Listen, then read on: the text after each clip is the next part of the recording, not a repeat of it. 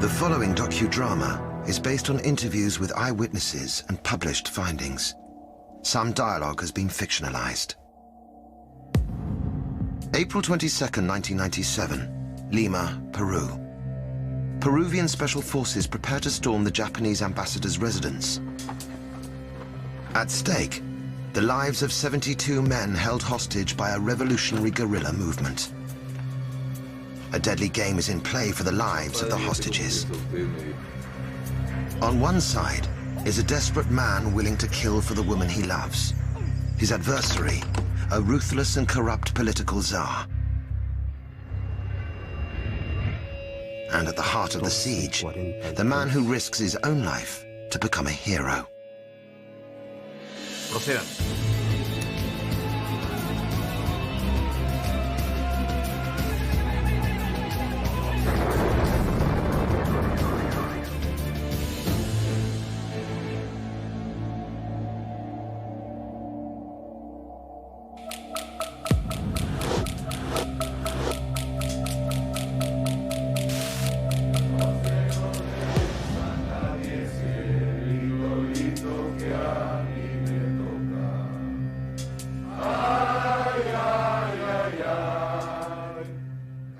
2:25 p.m., April 22nd, 1997.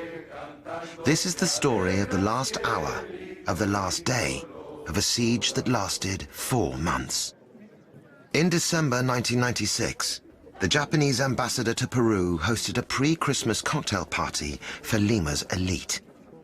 Among the 600 guests was British journalist Sally Bowen.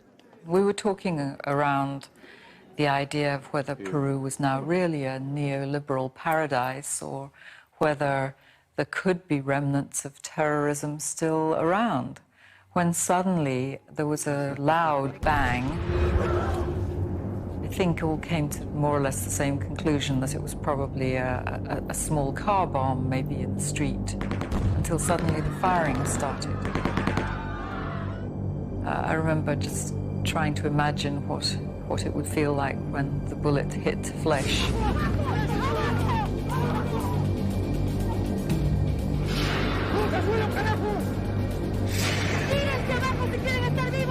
Amazingly, about a dozen guerrillas took 600 of Peru's most powerful people hostage in a matter of moments. I managed to get a sort of sideways look, and I could see 3 guerrillas in black knitted hoods over their heads.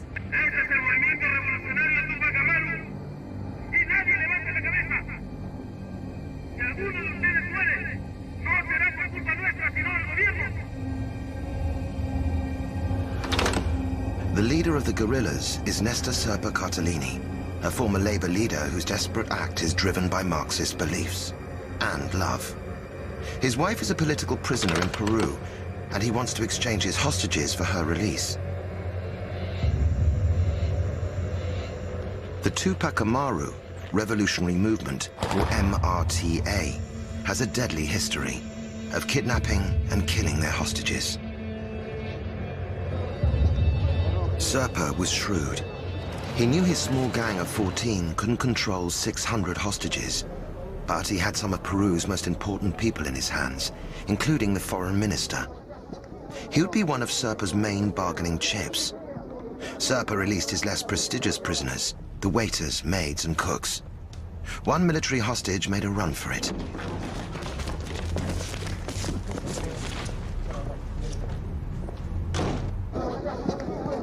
The Tupac Amaru next released all the women. When I said goodbye to the people I knew, I said, "Don't worry, I'm sure you'll all be out of here tomorrow." I mean, I could not have been more wrong. Peruvian President Alberto Fujimori refused to give in to the guerrillas' demands. Over the weeks that followed, Néstor Serpa released hundreds more hostages in the hope of concessions from the president, but he got none. In January 1997, he dug in his heels. Serpa announced that no more hostages would be released. 72 remained in captivity. Serpa ordered them held on the main floor of the Japanese ambassador's residency. Makeshift mattresses and blankets formed their sleeping quarters. The Peruvian government had shut off all power and water. Hostages and guerrillas alike had little food or drinking water, and no toilets. One hostage was offered his freedom, but refused. Jesuit Father Juan Julio Vict had a clear message for the guerrilla leader. Señor Serpa, soy sacerdote. Mr. Serpa, I am a Catholic priest. I will remain here until the last hostage has left. I stay for solidarity and for moral support. At 2:32 p.m. on April the 22nd, the one man ruthless enough to destroy Serpa prepares to launch his deadly attack, one he has been planning for months. Vladimiro Montesinos is Peru's supreme head of intelligence. The president has secretly ordered him to plan an armed rescue attempt. Montesinos is a very ruthless man. He's very calculating, can be chillingly cold. Montesinos had really got control of virtually every element that was important in Peruvian life. Montesinos has earned his reputation as a brilliant but brutal political boss. A man who has risen to power through cunning and fear. He is one of President Fujimori's most trusted aides. In public, Fujimori promised to talk with Tupac Amaru. In private, he had given Montesinos authority to wipe the guerrillas out by whatever means necessary, without killing the hostages. Siguiente nivel. His plan: to build tunnels directly below the Japanese ambassador's residence, to launch surprise commando attacks, and to place a massive explosive directly under the Tupac Amaru's headquarters in the ballroom. The problem is, some of the hostages could be blown to bits along with the terrorists. Avisen cuando el mar esté listo. Serpa has threatened to kill the hostages if his demands are not met. What he does not know is that Montesinos has a secret weapon. One of the hostages, codenamed the Sea, has a direct line of communication with Montesinos. The fate of the 72 hostages lies in his hands.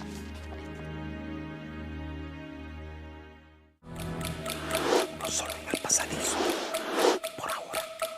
16 minutes has passed in the final hour of a hostage siege that has made headlines around the world. For 4 months, 72 men have been held hostage in the Japanese ambassador's residence in Lima, Peru. Mid-afternoon, as part of their prison-like routine, they sleep, not knowing when death may come. The 14 Tupac Amaru guerrillas and their leader, Nestor Serpa, have slipped into their own routine. Lunch, courtesy of the Red Cross, and football matches in the Japanese ballroom.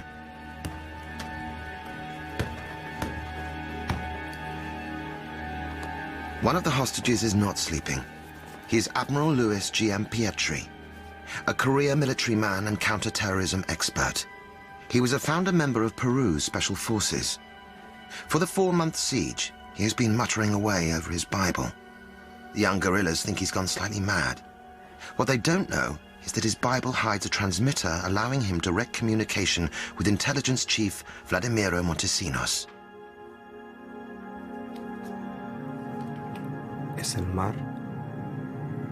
Son 14:43. Aún no han comenzado los chanchos a jugar. Informaremos apenas esto se dé.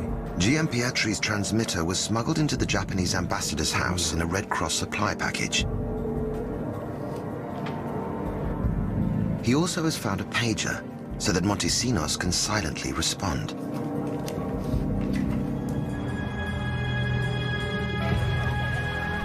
Montesinos saw his opportunity when the Red Cross gained access to the hostages.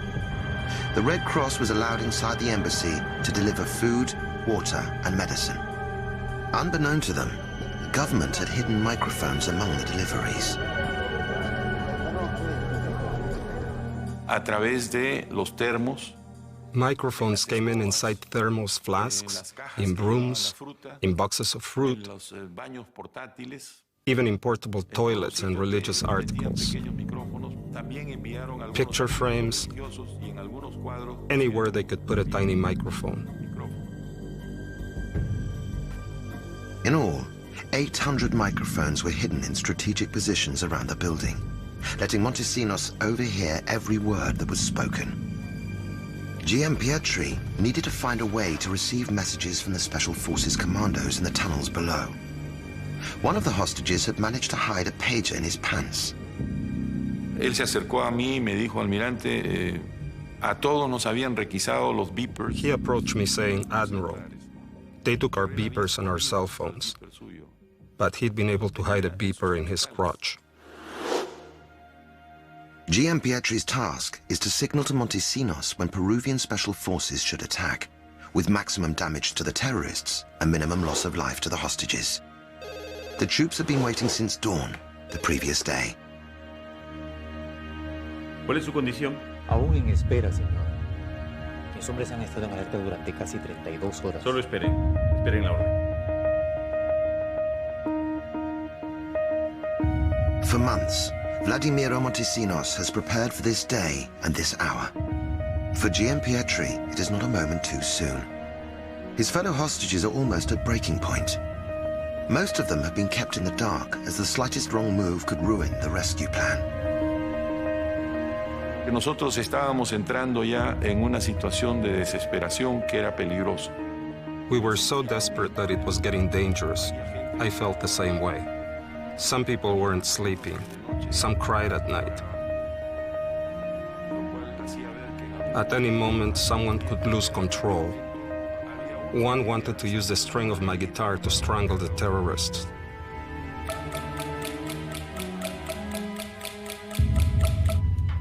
Downstairs, time is also wearing on Serpa's young guerrillas. Tito, trae la pelota.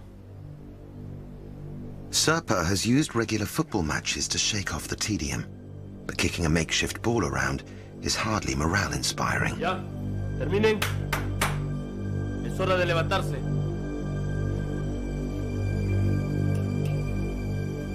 Today's game could be the moment Giampietri has been waiting for. El chancho y los tres chanchitos están abajo. Todavía no han comenzado el fútbol, pero se supone que lo harán dentro de algún momento. Confirmo esta información. Son 14:49.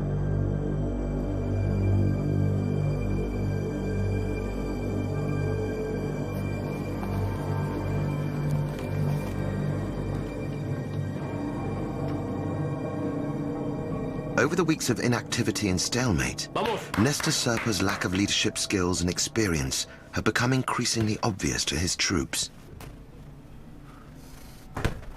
Nestor Serpa started as a worker and rose to become a union leader. And he had a very traumatic experience with a strike that he was involved in 1979. When the police intervened, 7 of his comrades were shot.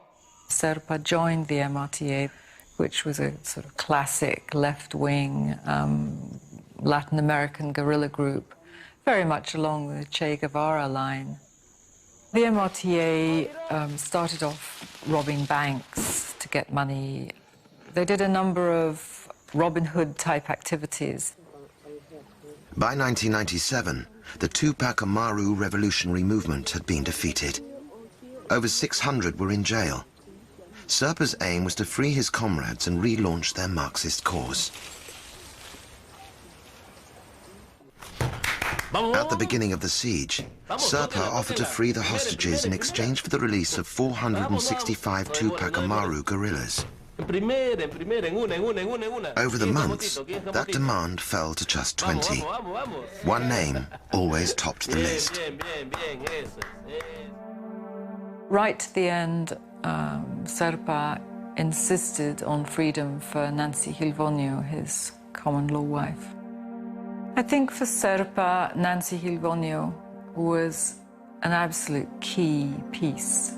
I don't think he was going to leave the embassy without some assurance that Nancy was going to be freed. Serpa had written a letter to his young son.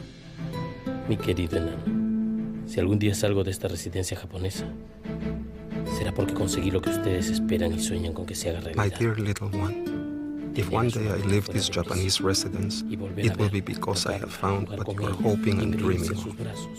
Having your mother out of prison, coming home to see her, to touch her, to play with her, to be in her arms. If you write to your mother, tell her I love her more than ever. I love you.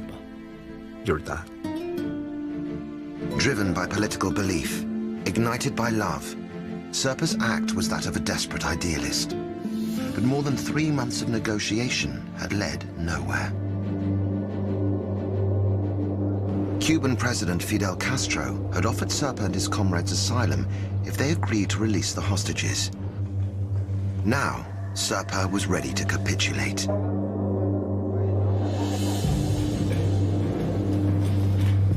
Serpa called a meeting. A microphone hidden on the coffee carafe transmitted every word to Montesinos.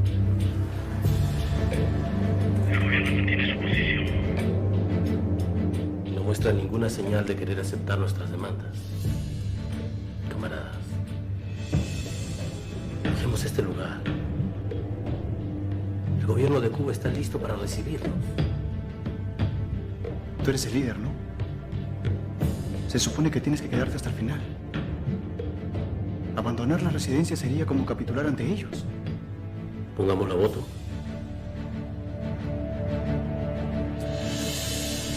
Mi voto es por abandonar la lucha. Y el mío es por continuarla.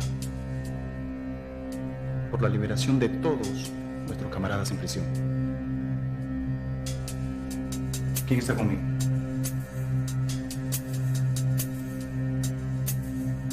Somos 3 contra 1, Serpa. Nos quedamos. The guerrillas were split. The strain was telling on the young and inexperienced revolutionaries.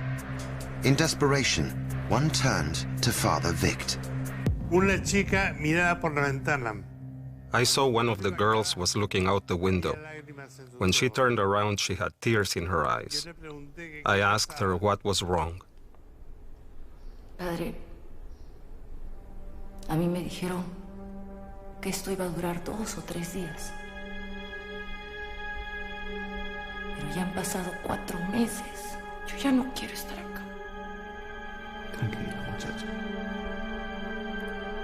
¿Cómo hago para salir? Dios perdona nuestros pecados, nuestros errores. Solo Él puede ayudarnos. Vamos a rezarle a la Virgen. Poco a poco comprendieron que éramos gente pacífica. Little by little, they understood that we were peaceful people, good people.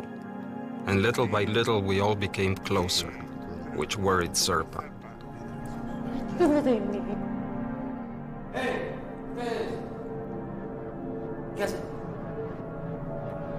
Se compuso. She composed herself, suddenly went back to being a soldier, and walked away. 20 minutes have passed since Montesinos put his attack plan in motion. Now, the commandos are ready. 3 separate tunnels provide commandos with surprise attack positions from the front, rear,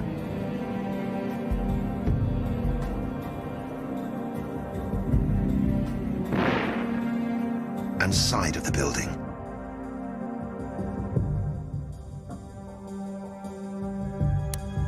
A 4th tunnel leads under the ballroom where the explosives are set. The first blast is designed to kill everyone in the ballroom on the ground floor. Ironically, this is where Tupac Amaru had originally been holding the hostages. But an unexpected and rash decision by Serpa had played into the government's hands.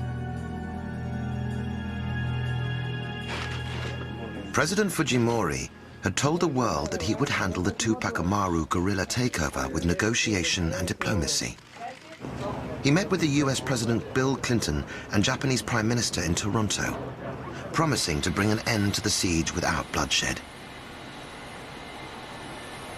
So when Serpa heard the tunnels being dug, he realized he'd been tricked by President Fujimori. An angry Serpa faced the press. Nosotros hemos venido escuchando algunos ruidos debajo de lo que podía ser el piso de la residencia en sí, ¿no? Todo indica, digamos, que existe, sin duda, de preparar un ataque militar. Serpa furiously attacked the government and again made threats that the hostages would be killed. TV crews beamed the story around the world. The safety of the hostages was now on a knife edge. But Serpa's next action was a gift for Montesinos. They sent us all to the second floor. That's the measure he took. We were all put together on the second floor.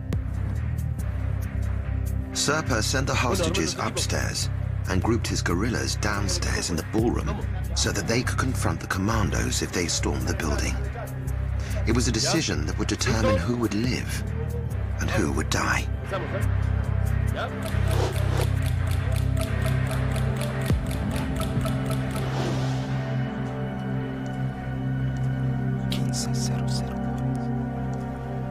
Han iniciado el partido este.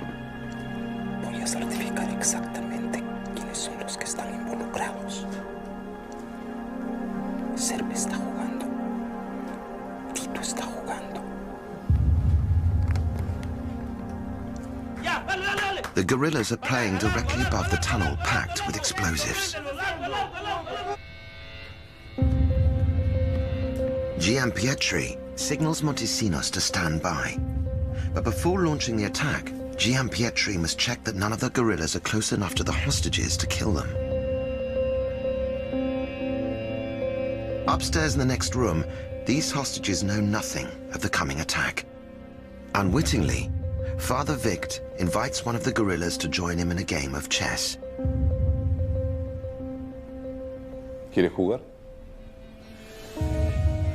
¿Qué es? Se llama ajedrez. Es un juego de estrategia.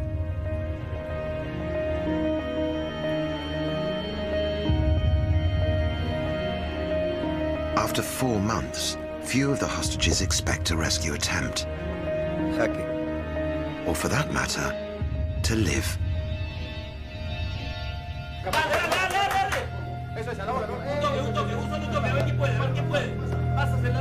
On the ground floor in the ballroom, the Tupac Amaru rebels are distracted by their football match and their own infighting.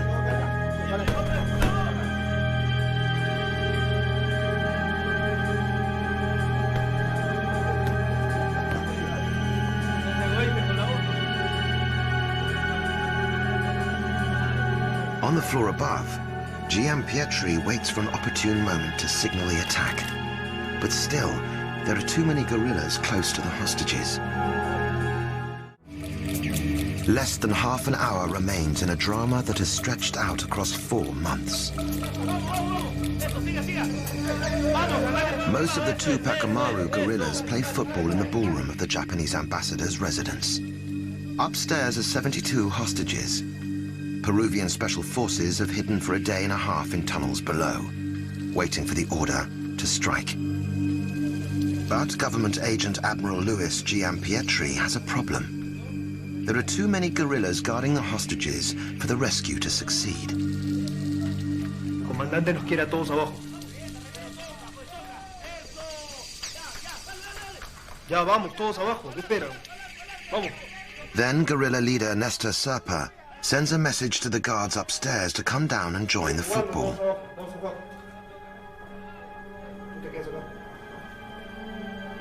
For the sake of a game of football, Serpa has made a fatal mistake. The only remaining guerrilla stands upstairs exposed by the large window. An easy target for snipers deployed on the roofs overlooking the residence.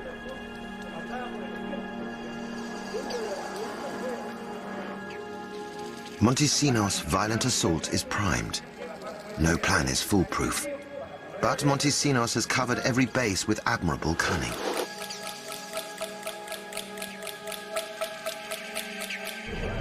Publicly, Montesinos had gone through the motions of negotiation, but it was all a bluff. The fruitless talks were simply to buy him more time. Serpa had allowed Japanese and other journalists into the embassy. The Tupac Amaru showed off their weapons and their prized captives. Serpa announced that the Peruvian Foreign Minister, Francisco Tudela, would be the first to be executed if there was a rescue attempt. What Serpa didn't know, that some of the journalists were actually Montesinos' secret agents, gathering detailed video information for an attack.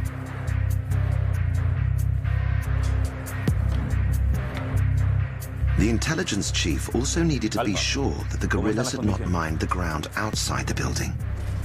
He had ordered hundreds of rats released all around the Japanese ambassador's residence as mine detectors. No mines exploded. Montesinos now knew that he could launch a coordinated attack above ground as well as below.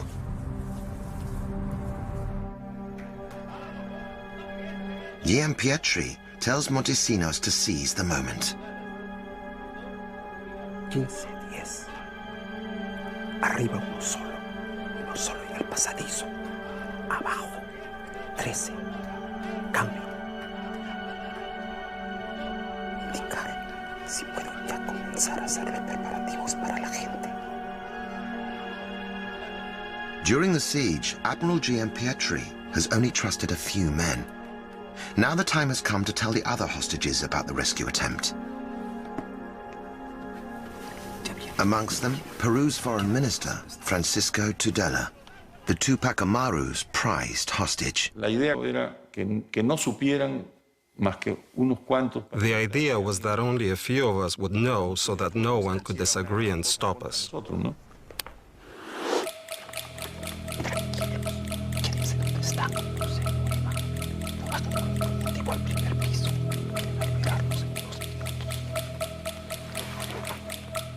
Y les digo, vamos a abrir la puerta. Me quedaron mirando. I told them to open the door. They looked at me. You're crazy. They're coming for us? En un momento que bromeábamos con humor sarcástico. There had been sarcastic jokes about being rescued. Y cuando So when I heard we would be freed, I thought it was a joke.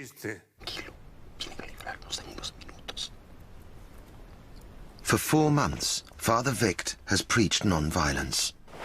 If he helps Giampietri, Father Vict knows many may die, including possibly himself. Now the Jesuit peacemaker must decide which way to jump.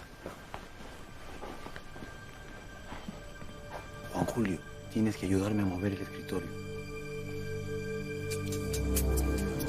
fue una prueba terrible. It was a terrible test, but we decided to resist. Father Vict makes his decision. He helps move the table which is blocking their escape route.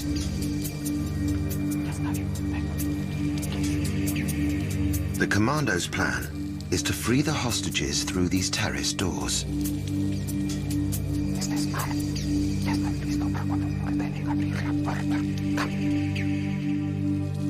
The night before, Giampietri wrote to his family.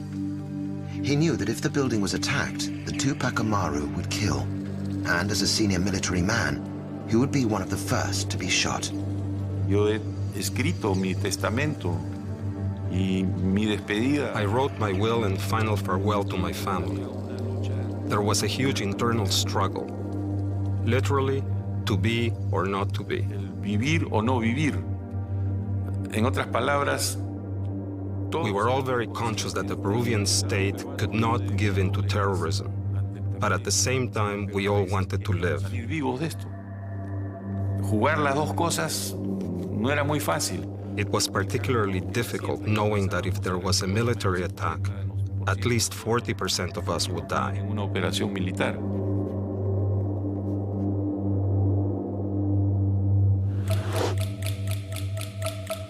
Only a few precious minutes remain before the football game is over, and the chance to free the hostages is lost.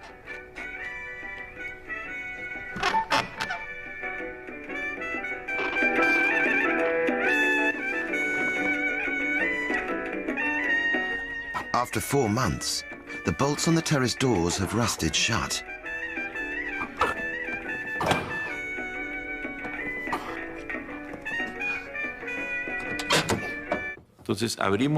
So we tried to open the door just a little because we were afraid that the door could be booby-trapped on the outside.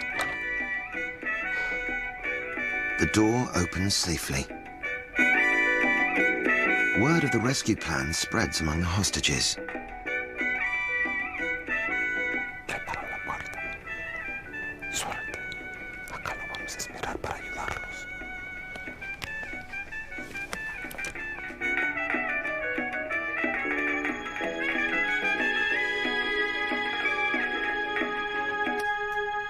The radio is switched off. This is the pre-arranged signal for the hostages to take cover. Y cada cual buscó un lugar donde refugiarse, ¿no? Había habido ya... They each looked for a place to hide. We had a task force ready to put everyone into the rooms. Some of the hostages are Japanese. One doesn't understand Spanish. One of us grabbed him and put him in a room.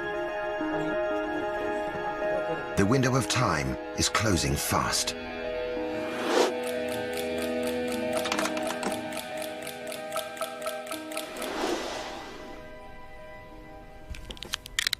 Montesinos still needs President Fujimori to greenlight the attack.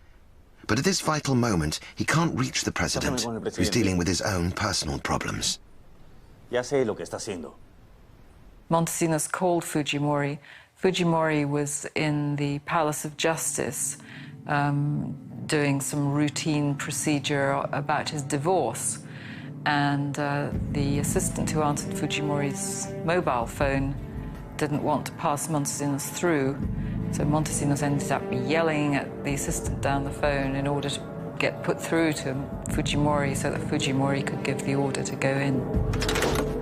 The conversation between intelligence chief Montesinos and President Fujimori was recorded. Ya te está persiguiendo ya. Sí, ya está todo ya en regla, no hay absolutamente nada. Están abajo todos. ¿Y el hombre sabe? Sí. ¿Quién es el de arriba? Un lechoncito nada más. ¿Varón? Sí, chancho y chanchitos abajo. Ya. Perfecto. Procedan. After 32 hours of waiting, the commandos are on edge.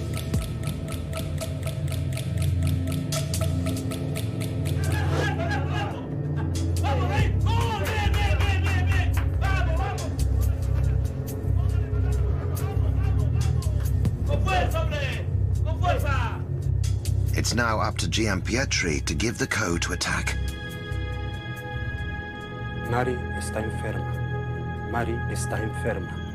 Cuando yo terminaba con esa frase, significaba de que todos... When I said that, it meant that everyone was in the rooms, the hall was clear, the terrorists were downstairs, and the doors were open. Estaban abiertas. Father Vict takes refuge against the wall and prays.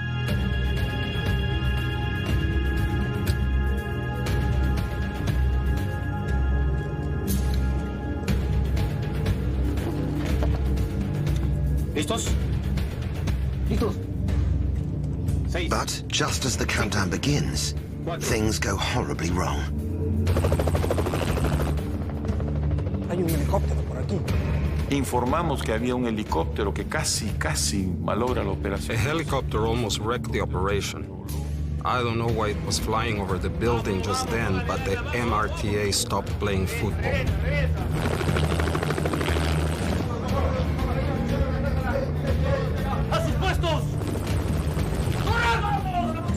The commando leader has to make a split-second decision. Sigue.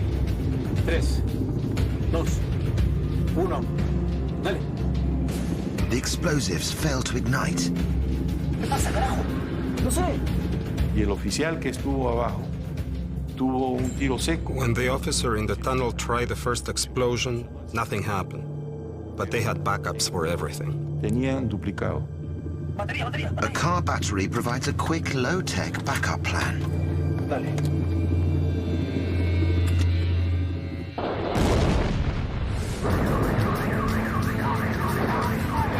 6 terrorists are killed instantly, and one, Serpa's right-hand man, Tito, lays dying.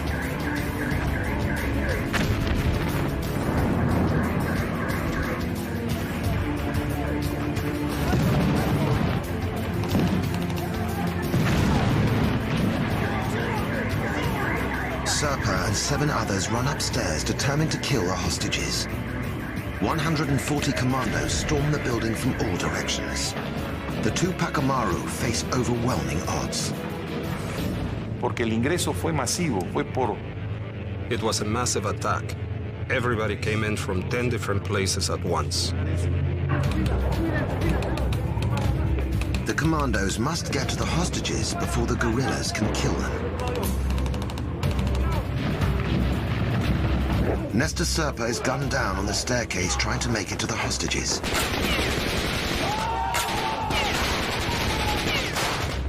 The man who led the Tupac Amaru's daring plan now lies dying in a pool of his own blood. The microphone in Admiral Giampietri's Bible records the battle.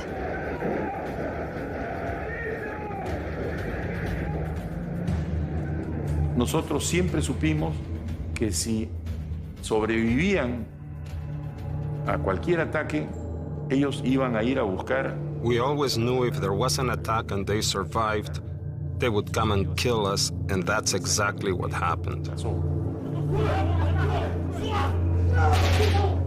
Y el encargado de la habitación mía. I saw the terrorist meant for us come into my room with my own eyes. He was looking for their prime target, Tudela. A commando takes the bullet meant for the foreign minister, Francisco Tudela. Tudela escapes, injured but alive.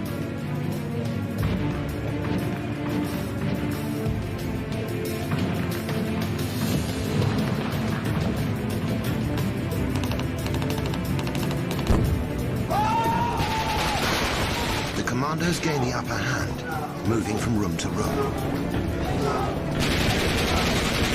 Many of the hostages, including Father Vict, are trapped by the crossfire. I thought it was a dream. It couldn't be real. It was freedom obtained in the most violent way, but freedom nonetheless. Admiral Giampietri escaped still holding the farewell letter he wrote the night before. Pocas personas tienen la oportunidad. Few people get to rehearse their own death. It gave me a great sense of peace.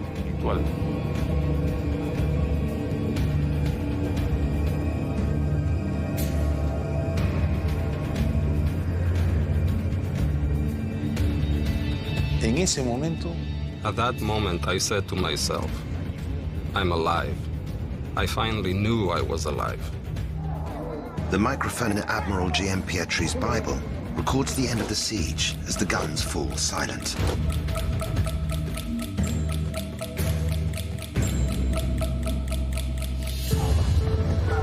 Subsequent reports say the commandos fired as many as 500 bullets into Serpa's body.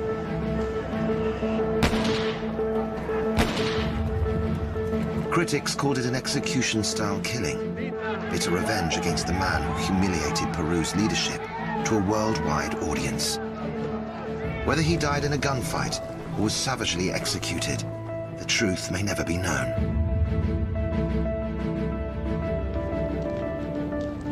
Peruvian President Alberto Fujimori and intelligence chief Vladimiro Montesinos were hailed for their victory over terrorism. The 14 Tupac Amaru terrorists were all dead. President Fujimori personally inspected their corpses for the TV cameras.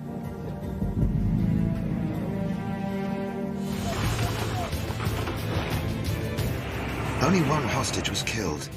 Supreme Court Judge Carlos Giusti Acuna. 2 commandos also died, Captain Raul Jimenez and Colonel Juan Valer, the man who took the bullet meant for Peru's foreign minister. The Tupac Amaru's violent gamble ended in their own tragedy. The organization effectively died with Nestor Serpa Cartellini.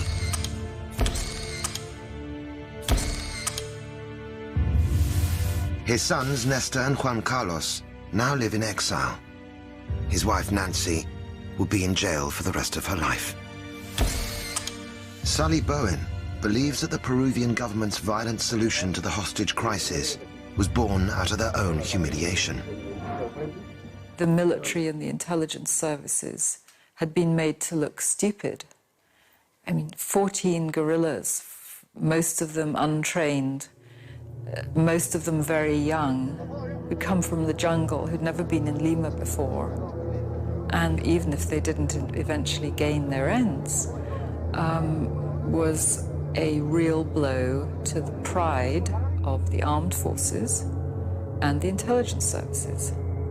And they had to get revenge. Vladimiro Montesinos and President Fujimori were fated as heroes. But in an extraordinary twist, within 2 years, they would become outlaws.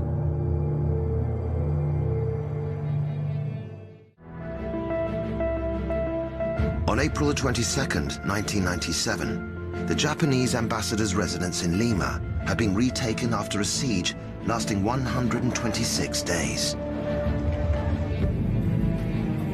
Vladimiro Montesinos was acclaimed for his role in the victory over terrorism. But it turned out that the Supreme Chief of Intelligence was using the war on terror to hide a network of corruption. Unlimited power for Montesinos meant virtually unlimited control over Peru's biggest business, cocaine.